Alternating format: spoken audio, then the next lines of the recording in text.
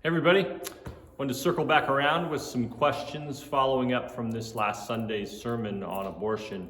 If you didn't listen to it or you weren't there, please go back and listen to it. I think some of these questions might not make sense or may not give you the full picture if you missed that. So check that out. The audio is on our website, podcasts. I believe the video is also up on Facebook or maybe still up on our website. So a couple questions that I just want to answer. I think these are common, so and there'll be some overlap. And again, I won't answer every question, but here's some that you may be thinking about. Number one, why do women bear the brunt of all of this? Now, let me say a couple things about this. Number one, you can't really deny that they do, and there's some ways in which you can't change that. Women alone can have babies and get pregnant, so that can't be changed. And I guess on the one hand, I'd say there's this incredible privilege and beauty that women get to experience and be a part of in conceiving and carrying and bearing a child. And that's an incredible privilege that women have. And I think we should lift that up and admire that and celebrate that. And as women enjoy that, even with the hardships that often brings. But with that privilege comes this sense of responsibility of protecting and caring for, nurturing this life. And I think women understand that. Almost universally, when a woman knows she's pregnant, there's this care she begins to take for her body to protect and think about the future of this baby. And so it's an incredible privilege, but it does come with a responsibility. So on the one hand, I'd say that. You can't escape that, and that's part of God's design, and it's beautiful. On the other hand, I would say, as much as they can and should, men need to bear more responsibility.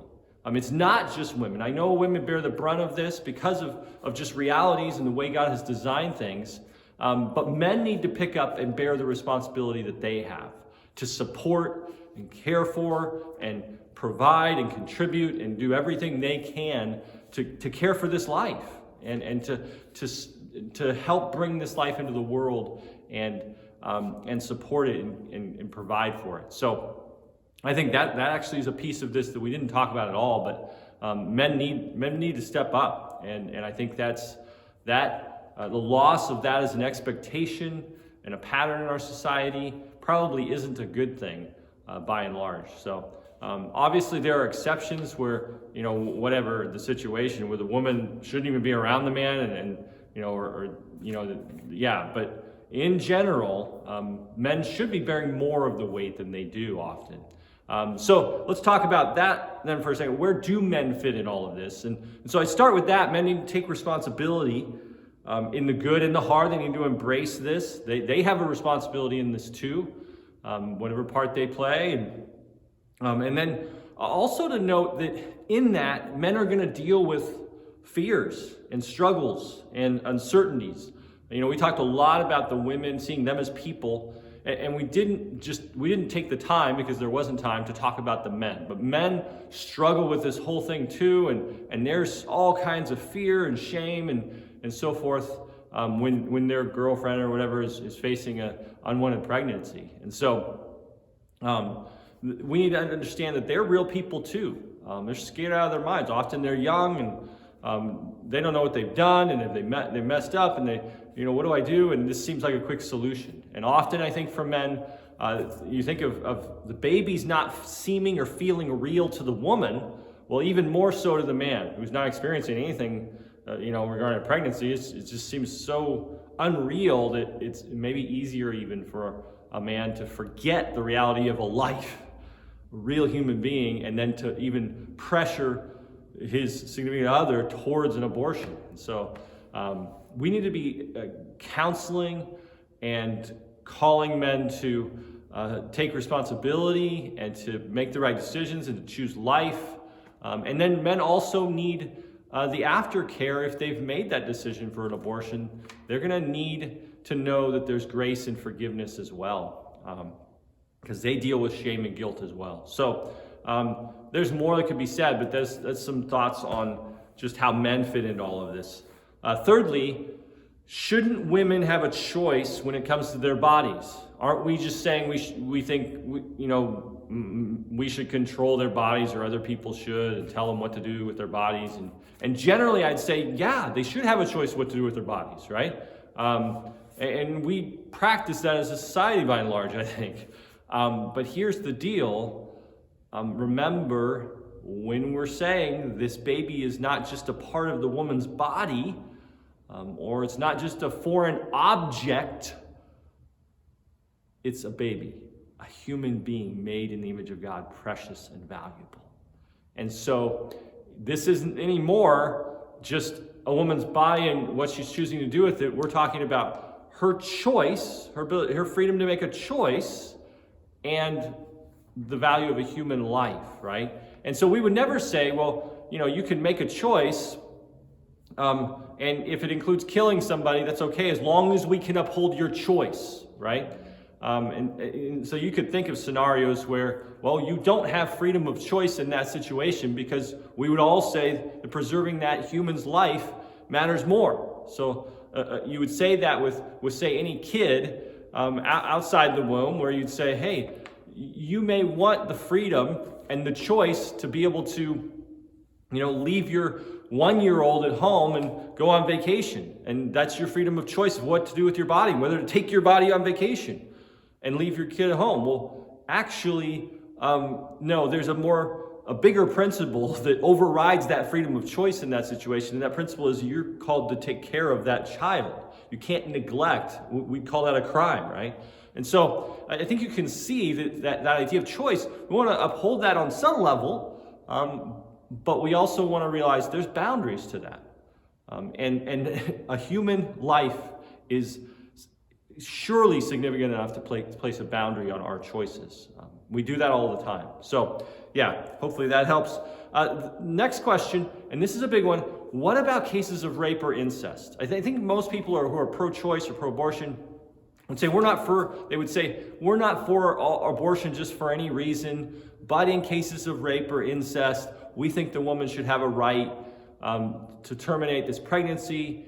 And in that case, if you force her to keep carrying this baby, it's causing more trauma on her. And so that's kind of the thought. And I just want to say first, man, in those cases, it is heartbreaking. It is evil what has happened to that woman, what's been done to her. We should care about justice in that case. We should want to care for her and comfort her and support her, get her counseling, whatever we can do to help her. But I will at the same time say, again, if it's a human life, we cannot compromise. If it's a person, I mean, just imagine, my 2-year-old, or in my case, a 6-year-old, I wouldn't say that because he might somehow be connected with trauma in my life and bring that back, I shouldn't kill him, right?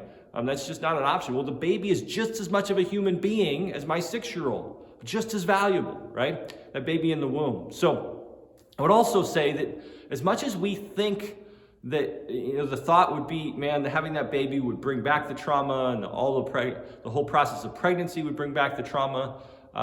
That's not we don't get healing by doing violence and killing, right? That doesn't heal us. It actually brings more scars, right? We get healing by going to God for comfort and help, by going to Him for newness and redemption, by going to Him for healing. So we get healing in Jesus, not in terminating, killing a baby, right? In fact, that actually brings more scarring. Real renewal comes through Jesus. And in fact, He often, I believe, and I've heard testimonies of this, will actually redeem the evil of that rape or incest for good through having the baby, through that process and through that beautiful new life. So again, more could be said, but we want to be incredibly compassionate, care about justice, angry at sin, hate it, and yet still uphold the value of that life. Next question. Can you be personally opposed to abortion, but pro-choice in general, right? And it sounds like a middle ground. You feel like you're taking up a position that will allow you to feel like you're being kind to everybody. And maybe you won't get into as many conflicts with people. And so that kind of position can sound appealing, especially for those of us who don't like conflict. Or maybe we can, are trying to be understanding towards women in really difficult situations, and we feel like that position is helpful. But I want to again say, if this is a human being, valuable, precious, made in the image of God, as valuable as my 6-year-old, we wouldn't say, well, I personally would not kill my 6-year-old, but if you want to kill your 6-year-old, that's okay with me. We just wouldn't say that. We wouldn't say that about any crime. Well, I'm personally opposed to, whatever, like rape, but, whatever your choice. No, we wouldn't say that. And so if this is a human being, then the idea of being personally opposed but letting other people have a choice in this, it doesn't make sense, right? We cannot do that before God. We must oppose it for all, because we oppose it for that baby, for that precious life, for that person in the womb. So finally, what if you know that your baby is going to be severely disabled? This is one of the most heartbreaking realities in abortion. There's a country, I forget, it's a Scandinavian country, I want to say it was Norway, that in the last few years had 0 Down syndrome births. And the reason is not because of some, medical breakthrough or anything. It's because they've aborted all of the Down syndrome babies. That's a tragedy. That's horrendous evil, right? And so I want to come back to this reality that human life and the value of it does not depend on the person's ability, or it doesn't change if there is a disability, right? God has made every person, whether they have a disability or not, in his image, and they are precious and valuable. And he has purposes for those lives, even if we don't understand them, right? And even if they're suffering, he can bring good out of it. He's the expert at that, right? He has done that through Jesus and the cross in all of our lives as Christians. He brings good out of suffering, right? And ultimately, we have to come back again. This is a human life, precious. No matter how hard it will be to care for, no matter how difficult the life may, it's a human being, and it's God as a supreme ruler, creator. It's his life to give, and in his timing to take away. So we trust him in that. I will say again that the idea of disability is another place where we as believers, as a church, want to come around and support. Right? Because that's so much of this. It's so overwhelming to think about having a kid, and then you think of having a kid with a disability, and it just pushes you over the edge in these cases. And so can we be the kind of people who people just know, I'm going to have help. There's a support system in my church family or in my neighbor who I know is a Christian, and I know they will love me and help me. We want to be those kinds of people, so it becomes... we're the safety net in a sense that can help people move towards choosing life. So let's figure out how to love our neighbors, all of them, the people involved, whether it's the woman, the mom, the dad, the baby, whatever the circumstances. Let's love by holding up life, by supporting, by voting, all of these ways. Let's keep seeking to preserve the life that God has given, and glorifying him for that. So love you guys. Hope you're doing well. Have a good one.